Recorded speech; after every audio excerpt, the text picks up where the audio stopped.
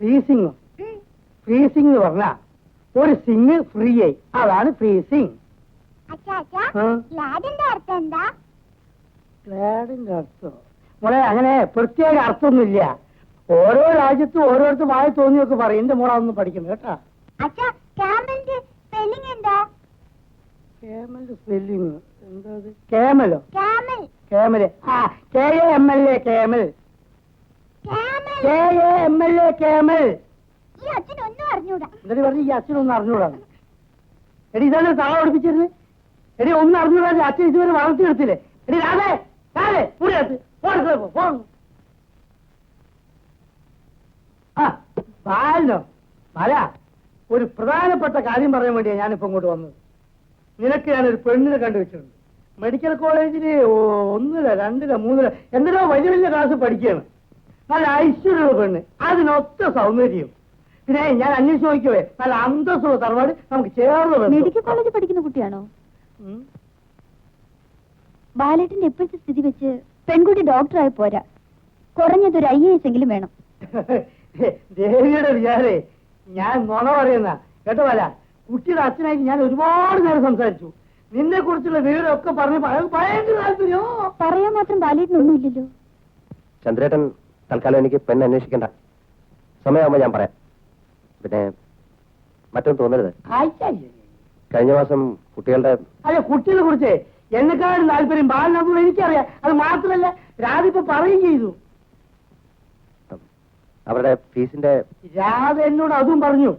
ചേച്ചിയുടെ കുട്ടികളല്ലേ സ്നേഹിച്ചോളൂ, ആര് പറഞ്ഞു വേണ്ട. പക്ഷെ അവരുടെ ഫീസും മറ്റുള്ള കാര്യങ്ങളെല്ലാം പാലം തന്നെ ചെയ്യണം നിർബന്ധം പിടിച്ചാലോ? ഞാൻ അവരുടെ അച്ഛനല്ലേ, എനിക്കൊരു അവസരം തരൂ. അത് വേണ്ട, ഒരു അച്ഛനും പറഞ്ഞു വേണ്ട. ബാലില്ലേ ചെലവിളി, അത് ശ്രദ്ധിക്കണ്ടേ? എന്തൊരു തലവേദന പോലെ, എന്തൊരു തലവേദന പോലെ. അയ്യോ സഹിക്കാൻ കഴിയുന്നില്ല. ഞാനൊന്ന് പോയി കിടക്കട്ടെ കേട്ടോ. പോട്ടെ. അയ്യോ ചേച്ചിക്ക് പറ്റിയ ആള് തന്നെ അല്ലേ? നീ പോയി ചോറോളം.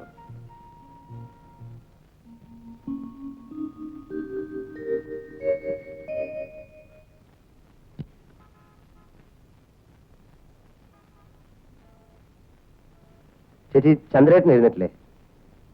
5:30 എഴുന്നേറ്റ് അപ്പ തന്നെ പോയി. 6:15 ഫസ്റ്റ് ട്രിപ്പാണത്രേ. അതെ, ചേച്ചി എന്തെങ്കിലും ആവശ്യത്തിന് എന്റെ പകുതി രൂപ എടുത്തായിരുന്നു. അയ്യോ, ഞാനതങ്ങ് പറയാൻ മറന്നുപോയി. നീ നല്ല ഉറക്കമായിരുന്നു. 50 രൂപ എടുത്ത് ചന്ദ്രേട്ടന്റെ അമ്മയ്ക്ക് മുറുക്കാൻ വാങ്ങിക്കാൻ കൊടുത്തു. വല്ലപ്പോഴും എങ്കിലും നമ്മൾ വല്ലതും ചെയ്യണ്ടേ ബാല?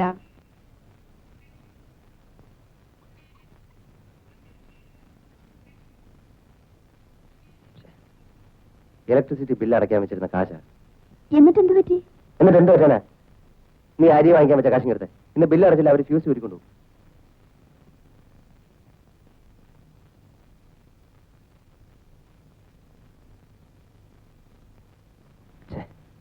എവിടെ ചെന്നാലും ഒരു ഒടുക്കത്തെ ക്യൂ. അതെ പൊന്നു സുഹൃത്തുക്കളെ, വളരെ ദൂരെ എന്റെ ഓഫീസ്. 2 മിനിറ്റ് ബസ് വരും. പിന്നത്തെ ബസ് 1 മണിക്കൂർ കഴിഞ്ഞിട്ടാ. ഞാനിത് നടച്ചോട്ടെ. ലാസ്റ്റ് ഡേറ്റ് ഫ്യൂസ് വരും. എല്ലാവർക്കും തിരക്കുണ്ട്. പക്ഷേ അല്ല, എനിക്ക് ലീവില്ല. ഉണ്ടായിരുന്നു ഞാൻ ഇന്ന് മുഴുവൻ ഇവിടെ നിന്നേനെ. പ്ലീസ് പുറകിലുള്ളവർ ചോദിക്കും. എല്ലാവരും ഒന്ന് സമ്മതിക്കണം, എനിക്ക് ലീവില്ല. എന്റെ ശമ്പളം കട്ടായി പോകും. ഞാൻ നടക്കുന്നേ. പറ്റില്ല, ഇയാൾ നുണ പറയാ. ഫാൽക്കൺ പ്രൊഡക്ട്സ് അല്ലേ? ഇവിടുന്ന് 5 മിനിറ്റ് നടന്നാ പോരെ നിങ്ങളുടെ ഓഫീസിലേക്ക്? ഫാൽക്കൺ പ്രോഡക്ട്സിൽ അല്ലെങ്കിലോ? ഇവിടെ നടായി കുരിശ കയറി വരുന്നത്. പ്ലീസ് ഞാൻ നടക്കുന്നേട്ടോ. രാവിലെ തന്നെ ഇറങ്ങും. ഓരോ തട്ടിപ്പുണ്ട് പോകണം. ഞാൻ ഇവിടെ എന്നോടല്ലേ പറഞ്ഞേ പോകാൻ.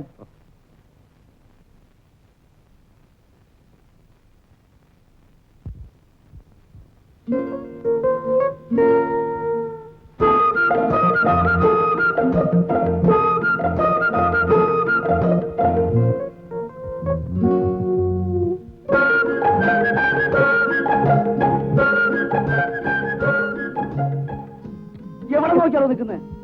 സോറി.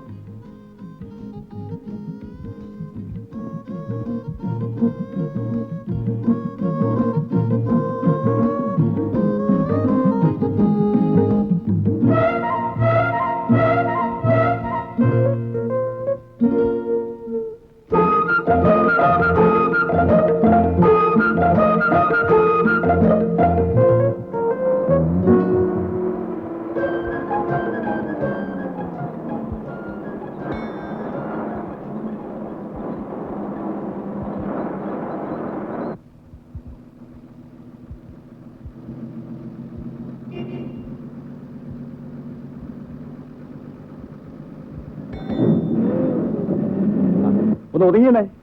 Ticket ticket ticket 2.70. ഒരാളാരാ? അതെ.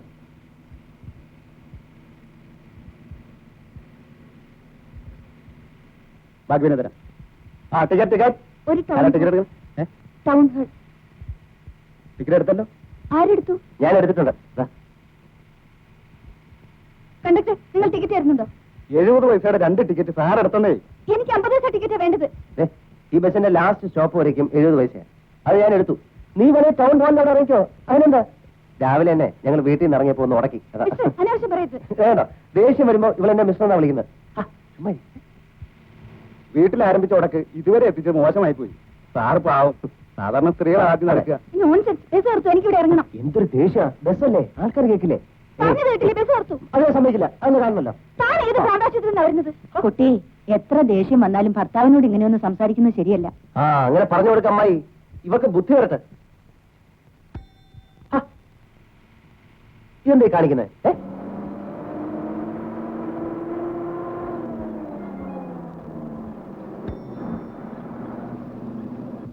എന്ത് ചെയ്യാൻ ആശാനെ, ഭർത്താവായി പോയി.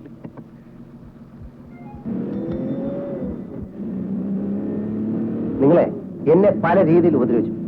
പെൺകുട്ടികൾക്ക് ഇത്ര അഹങ്കാരം പാടില്ല കേട്ടോ. പരാക്രമം സ്ത്രീകളോടല്ല വേണ്ടു എന്ന് കവി പാടിയത് നിന്നെ പോലെയുള്ള കാർക്കോടന്മാരെ ഉദ്ദേശിച്ചാണ്. എന്താ നിന്റെ വിചാരം? ഈ പെൺകുട്ടികളെ ഇൻസൾട്ട് ചെയ്യുന്നത് വലിയ ക്രെഡിറ്റ് ആണെന്നാണ്? അവൾ ഒരുമാതിരി പെണ്ണുങ്ങളായാൽ ആണുങ്ങളോട് ബഹുമാനം വേണം. ബഹുമാനിക്കാൻ നീ അവളുടെ ഭർത്താവ് കുറെ പുളിക്കും അവൾക്ക് എന്നെ ഭർത്താവെ കിട്ടാൻ. പല മോശതയാണെന്ന് കരുതരുത്. പറ, നീ ഒരു മാനസിക രോഗിയാ. നിന്റെ എല്ലാ ആഗ്രഹങ്ങളും ഇങ്ങനെ മനസ്സിൽ ഒതുക്കി ഒതുക്കി അവസാനം നീ ഒരു തിനിക്കായി തീർന്നിരിക്കും. നീ ആരാ വലിയ മൈ? മാനസിക രോഗ വിദഗ്ധനോ? പറ. സത്യം പറഞ്ഞാൽ ആർക്കും പിടിക്കില്ല. അതുകൊണ്ടാണ് എനിക്ക് ദേഷ്യം വന്നത്. ഇത് വലിയ കുരിശായല്ലോ.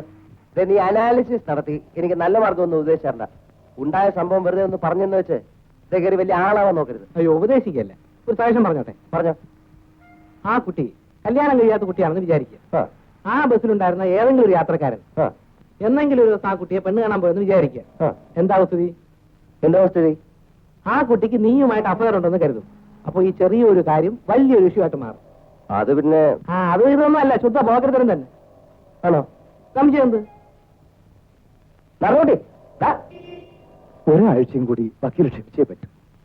കാശില്ലാത്തതുകൊണ്ട് കേസിന് ക്ഷീണം വരാൻ പാടില്ല. കുറച്ച് രൂപ ഒരാൾ തരാമെന്ന് ഏറ്റിട്ടുണ്ട്. മറ്റന്നാ കഴിച്ചു കൊടുക്കും. എന്റെ കാര്യം പോട്ടെ, ഗുമസ്തന്മാരുടെ ദുർമുഖം കാണാൻ എനിക്ക് വയ്യ.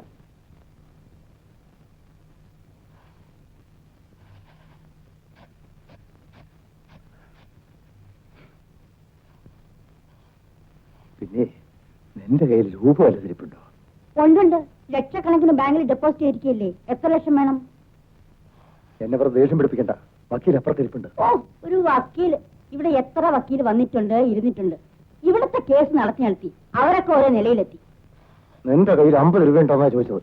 5 രൂപ ഉണ്ടായിരുന്നെങ്കിലേ ഞാൻ നാണയം മംഗളം വരികയും വാങ്ങിച്ചേനെ. ജോർജ് കുറ്റിച്ചായന്റെ സ്നേഹപ്രതിജ്ഞ തുടർക്കഥ ഈ ആഴ്ച മുതൽ തുടങ്ങുക. അനീത പോയോ? എന്തിനാ? ചെന്ന് ചോദിക്കേണ്ട താമസമേ ഉള്ളൂ. നേരാമണ്ണം ഉടുക്കാൻ ഒരു സാരി ഉണ്ട് ആ കുട്ടിക്ക്. അതിനെപ്പറ്റി ഒരു വിചാരമുണ്ട് നിങ്ങൾക്ക്? മോളെ, വക്കീലെന്താ അപ്പുറത്ത്?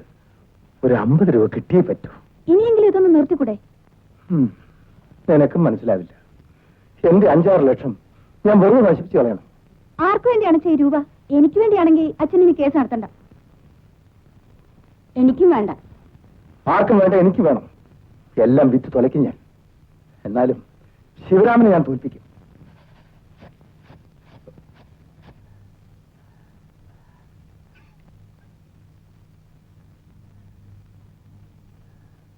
മോണി,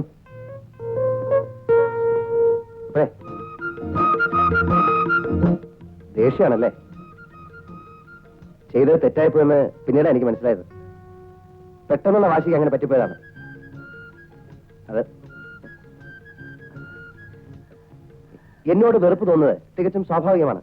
അത്രയും ആൾക്കാരുടെ മുമ്പിൽ വെച്ച് ഞാൻ അങ്ങനെ പെരുമാറാൻ പാടില്ലായിരുന്നു. എന്നെ ചീത്ത വിളിച്ചോളൂ, ഇഷ്ടം പോലെ ചീത്ത വിളിച്ചോളൂ. എന്ത് ശിക്ഷയും ഞാൻ അർഹിക്കുന്നുണ്ട്. രാത്രി ഞാൻ തീരെ ഉറങ്ങിയില്ല. അത്രയും കുറ്റബോധം തോന്നി മനസ്സിൽ. ആ ബസ്സിലുണ്ടായിരുന്ന ഏതെങ്കിലും ഒരാള് എന്തെങ്കിലും ഒരു ദിവസം കുട്ടിയുടെ വീട്ടിൽ പെണ്ണ് കാണാൻ വന്നു വിചാരിക്കാം. എന്തായിരിക്കും സ്ഥിതി? ചിലപ്പോൾ ഈ ഒറ്റ കാരണം കൊണ്ട് കുട്ടിയുടെ കല്യാണം നടന്നില്ലെന്ന് വരും. ഞാൻ ചെയ്തത് പമ്പര വിട്ടിത്തരായി പോയി. പ്ലീസ് എന്നെ ഒന്ന് വഴക്ക് പറയൂ, എന്റെ ഒരു മനസ്സമാധാനത്തിന് വേണ്ടി. വേണമെങ്കിൽ ചില അശ്ലീല വാക്കുകൾ ഉപയോഗിച്ചോളൂ. വഴക്ക് പറയാൻ എനിക്ക് കുറച്ച് സംസ്കാരം ഉണ്ടെന്നാണ് എന്റെ വിശ്വാസം. എന്ന് വെച്ചാൽ അത് കൊള്ളാം. എന്ന് വെച്ചാൽ എനിക്ക് സംസ്കാരം ഇല്ലെന്ന് അല്ലെ? മതി, തൃപ്തിയായി. പക്ഷെ ഇങ്ങനെ ധ്വനിപ്രയോഗം നടത്തേണ്ട കാര്യമൊന്നുമില്ലല്ലോ. കടുത്ത വാക്കുകൾ സുലഭമായിട്ട് ഉപയോഗിക്കാം. ഉദാഹരണത്തിന് തെണ്ടി, ബോറൻ, അലവലാതി, അങ്ങനെ പലതും. എന്താ നിങ്ങളുടെ ഉദ്ദേശം? ഉദ്ദേശം അത് ഉദ്ദേശം മനുഷ്യനെ വഴിയിറക്കാൻ സമ്മതിക്കില്ലേ? ഇല്ല. അല്ല, അതെ, ഈ കുറ്റബോധം മനസ്സിൽ കിടന്നിങ്ങനെ കളിക്കുന്നുണ്ട്. ഒരു വൈകാരികമായ അല്ല ഈ മാനസിക സന്ദർഭം അല്ല സമ്മർദ്ദം, വിരോധമല്ലെങ്കിൽ എന്നോട് പകയില്ല, വെറുപ്പില്ല എന്നൊക്കെ പറഞ്ഞാൽ കൊള്ളായിരുന്നു. നിങ്ങൾക്ക് വേറെ ജോലിയൊന്നുമില്ലേ? ഉണ്ടല്ലോ, ഞാൻ ഫാൽക്കൺ പ്രോഡക്ട്സിലെ ഒരു ഉദ്യോഗസ്ഥനാണ്. പേര് TP ബാലഗോപാലൻ MA. ചോദിച്ചില്ല. വേണ്ട, പറഞ്ഞതേ ഉള്ളൂ. പറയുന്നതിനെന്താ? കുട്ടിയുടെ പേരെന്താ? സമയമാകുമ്പോ അറിയിക്കാം. ആള് വലിയ തമാശക്കാരിയാണല്ലോ. First impression is the best impression എന്ന് പറയുന്നവർക്ക് പറ്റാ. ആദ്യം കണ്ടപ്പോ ഭയങ്കര ഗൗരവക്കാരിയാണെന്നല്ലേ വിചാരിച്ചിരുന്നത്. ഇപ്പൊ നോക്കുമ്പോ ഭയങ്കര സെൻസ് ഓഫ് ഹ്യൂമർ ഉള്ള പാർട്ടി. എന്താ രണ്ടുപേരുടെയും പിണക്കമൊക്കെ തീർന്നോ? അതിന് നമ്മൾ തമ്മില് പിണക്കമൊന്നും ഇല്ലല്ലോ അല്ലേ?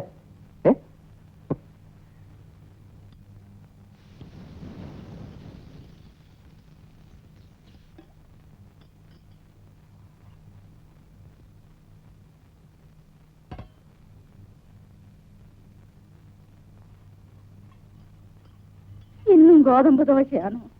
അതെ മുത്തശ്ശി. എന്റെ വയറിന് ഇത് പിടിക്കുകയില്ലെന്ന് എത്ര തവണ പറഞ്ഞത്. 3 നേരം അരി വെച്ചാൽ ബാലേട്ടിന് കിട്ടുന്ന ശമ്പളം മുഴുവൻ പലചരക്ക് കടയിൽ കൊടുക്കാനേ കാണൂ. എന്തായി പറയണത്? 800 രൂപ കിട്ടുന്നില്ലേ അവന്? 200 രൂപ മാസപ്പടി കൊണ്ട് എത്ര കേമമായി നിന്റെ അച്ഛൻ കുടുംബം നടത്തിയിരുന്നത്? അതൊക്കെ പണ്ടല്ലേ മുത്തശ്ശി. അന്ന് പറമ്പിൽ തേങ്ങയുണ്ടായിരുന്നു, അത്യാവശ്യം നെല്ലും ഉണ്ടായിരുന്നു.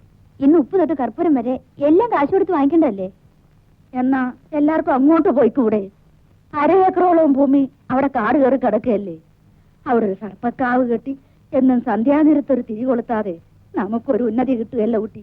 ഇത്രയും പഠിച്ചിട്ട് ബാലേട്ടിന് നല്ലൊരു ജോലി ഉണ്ട് മുത്തശ്ശി. അവിടെ ചെന്ന് പറമ്പിൽ കിളച്ചാ മതിയോ? ഇതിലും ഭേദം അതാന്നാ എനിക്കിപ്പൊ തോന്നുന്നു. ചന്ദ്രേട്ടന്റെ കത്ത് വന്നിട്ടുണ്ട്. എന്താ വിശേഷം? ഒരു ബസ് വാങ്ങിക്കാൻ ആലോചിക്കാത്രേ. കൊള്ളാലോ. അല്ലേലും അവൻ എടുക്കനാ, സ്നേഹമുള്ളവനാ. ഒരു ബസ് വാങ്ങിക്കാന്ന് വെച്ചാ വലിയ കാശാവില്ലേ രാധെ? അത് ഞാൻ കത്ത് വായിക്കാം. ബഹുമാനപ്പെട്ട മുത്തശ്ശിക്ക് നമസ്കാരം. 64 മോഡൽ ഫോർഡ് വണ്ടി ഒന്ന് കണ്ടുവച്ചിട്ടുണ്ട്. എഞ്ചിൻ കണ്ടീഷനാണ്. ഗിയർ ബോക്സിനും തകരാറൊന്നുമില്ല. റീസ്റ്റോർ ചെയ്ത 1/2 6 ടയറുണ്ട്.